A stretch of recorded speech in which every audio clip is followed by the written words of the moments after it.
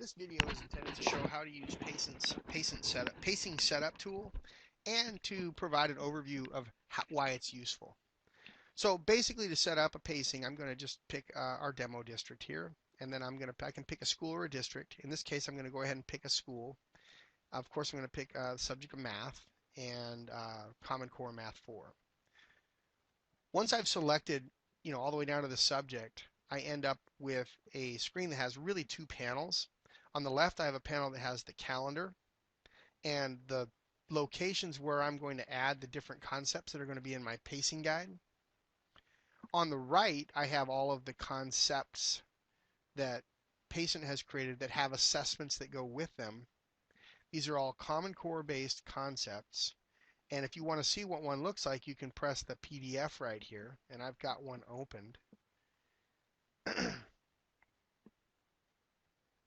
This shows you, oops, sorry, this one right here shows you what a single concept looks like.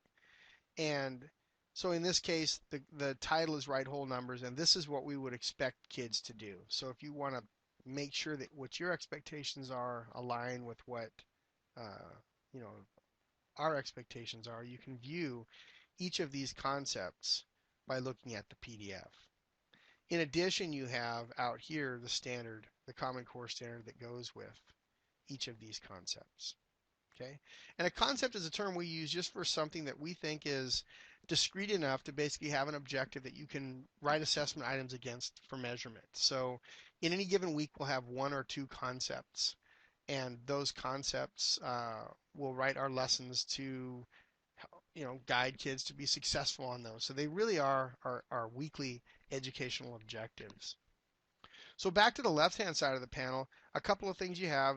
You have the green highlights are your terms. They tell you when terms start and end. And the yellow highlights tell you when you have vacations. So as you're doing your pacing, of course, you're going to have to make some changes based on your local calendar and the number of instructional days you have that correspond to each of the concepts that are needed. Of course, the Pacent model is really based on a weekly formative spiraling assessment, and so we typically try and modify what we teach each week rather than modify the day of the week where the assessment occurs, but that's up to you. So the quickest way to build an assessment is to go here to load defaults, and that will give you our distribution of how we think these concepts should be sequenced and taught. Okay, I'm not going to do that today because I want to show you how to use the tool, and so I'm just going to build a quick pacing, a custom pacing. And so what I would do is, let's say here's the first week of school. I might say that I want to get kids, just get them into it right away. I believe in teaching on the first day of school, so I'm going to have a little assessment on Friday and hopefully get them going with how our whole program works. So I hit the plus symbol and I add the concept with a click and drag. Second week, I hit the plus symbol and I'm just going to pull in a couple of concepts. Keep in mind, this is not something that teachers need to interact with on a regular basis. This is set up on a program level, either a school or a district, and when it's changed by the agreement within the school. And so if you're at a tiny school, one classroom per grade, I guess you'd say a teacher's doing this on their own. But at any larger school, typically this is something that's made as a team decision. So this is a school-wide pacing. I'll add another week and pull in some content. Like I said, we typically have a couple of weeks of content for each week. And I'm just going to go ahead and add a couple more weeks, and I'm just going right in order just to make things easy. There's no reason they have to be right in order, though. I can pull any concept and put it in any week that I see fit. And so I'll add one more week here. One more week. And then I'll save. And so now basically what I've done is I've created a document that you can look at. It's a pacing guide. You can go up here and double check your pacing if you want to. It should reflect what you see on this page right here. And this one's fairly simple. It just has the calendar, the day you're going to give the assessment, which is something I didn't talk about, but you can define that to occur on any day.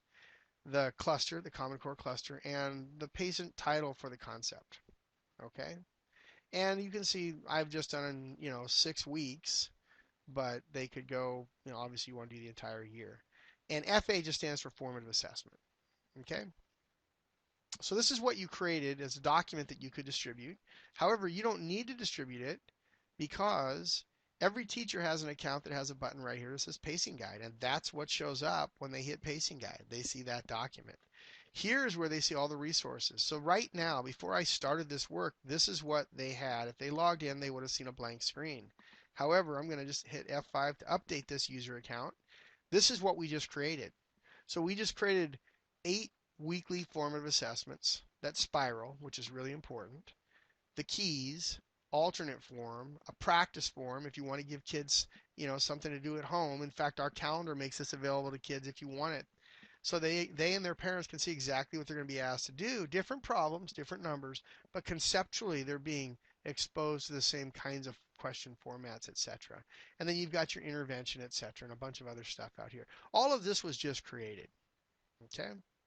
So if we go back to the pacing guide now, let me close this. If we go back to the pacing guide, um, you could decide mid-year. Let's say, for example, you have a crazy few days. You have a couple of snow days in a row, or some crazy weather, or who knows? Maybe your teacher was out sick with pneumonia for a few weeks, and you decide you can't cover all the content. You wish you could, but you can't. Now you want to start prioritizing. What's the most important content? Well, you can resequence this at any time. So, for example, I've had teachers tell me they don't like to do this concept, this word problem concept so early in the year. So I can open a new week and I can grab that word problem concept and pull it to that new week. And that just changed my pacing. It also changed each of those assessments, and I'll show you that in just a second.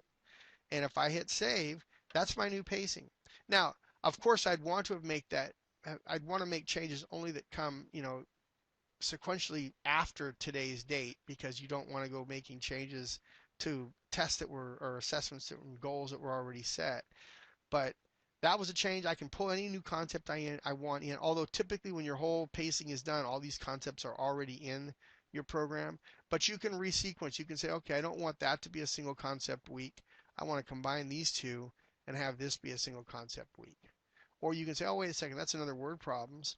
I want to get that one down there and this one up here. And so now I've got, I've made several changes to my pacing. And then lastly, the last change I'll just show quickly is that you've got interims that you can add. And so you can say, you know what, after my 7th assessment, I want to give an interim assessment. And we have the problem banks for that as well. And they come in 2 forms, constructed response and selected response. So basically right now we've got traditional multiple choice, and constructed response is more like our weekly assessments. It's a little more open-ended. Those are both available. And I'll press save on that. And what you're going to see is that when I jump out here to my user account, if I hit F5 and update, you're going to see a couple tests get added. There's another test. And then if I look at my pacing guide, what you should see is that I now have another week, but more importantly, the easy thing to see is I now have my first benchmark. So teachers would see this and automatically be updated. When the decisions are made, everybody gets the information automatically, and all of this resequencing in terms of concepts happens as well. And one of the reasons why this is so important, you could argue that's not that important, because if each of these was a standalone quiz that didn't have a spiraling element, it might not matter that much. Teachers would just have to go to the file cabinet and grab, the 5th manila folder instead of the 6th manila folder. Well, our assessments are all spiraling assessments, which means that we automatically include this assessment. FA2 includes all of these concepts, and FA3 includes all of these concepts, and FA4 goes back 2 weeks, so it'll include everything back to 2. And so when you change this, you fundamentally change the way the assessment is constructed, and it's nice not to have to go back and cut and paste and fix things. You can just go right to your assessment page. Excuse me, it's right here. And I'll just open one. I'll open number 5 to give you an example of what I'm talking about. The new content for assessment number 5 is the content that has a number 5 in the header. And this would be the new content, this big word problem section. Last week's content, is right here, the stuff that starts with 4. So this is every student gets a second opportunity to show that they've mastered these concepts. And if they haven't, our database is built to give them credit for mastering it now it knows and relates this to the concept from week 4 that was given last week. And finally, the third attempt for, the week 3 concepts are on here as well because we always go back 2 weeks. So you always have 3 weeks of content, the current week and the previous 2 weeks. And so that's part of the reason why this pacing is so helpful, is because it really supports this dynamic form of assessment, which really makes assessment formative for kids because now they get feedback every week knowing that if they take that feedback and use it, they can now show that they get it next week because they know they're going to get to see most of those concepts at least one more time, some of them 2 more times. And finally, I'd like to close by just showing you what a finished pacing looks like. So I just gave you a little piece of a pacing. I have a finished pacing right here. Sorry, right here. And this pacing you can see you saw this much of the pacing, but what's nice about the pacing also is it shows you the standards. It also aligns to your textbook. So if you're using Envision and you're using this concept, this would tell you what sections best align with each of these concepts. And of course, we've written resources that provide some support as well. So the Pacent lessons are here, and what we're coming up with new is the new interactive lessons will be referenced here as well. So teachers, when they start planning, start from a pretty good place. They've got an assessment that shows them what they're trying to accomplish. They've got a map to the standards so they can review the standards if they want to. They've got a map to the textbook and Pacent lessons. And the idea is for them to have a nice pool of tools they can reference and use in addition to whatever other personal resources they bring to the game. I hope you found this helpful. Have a nice day.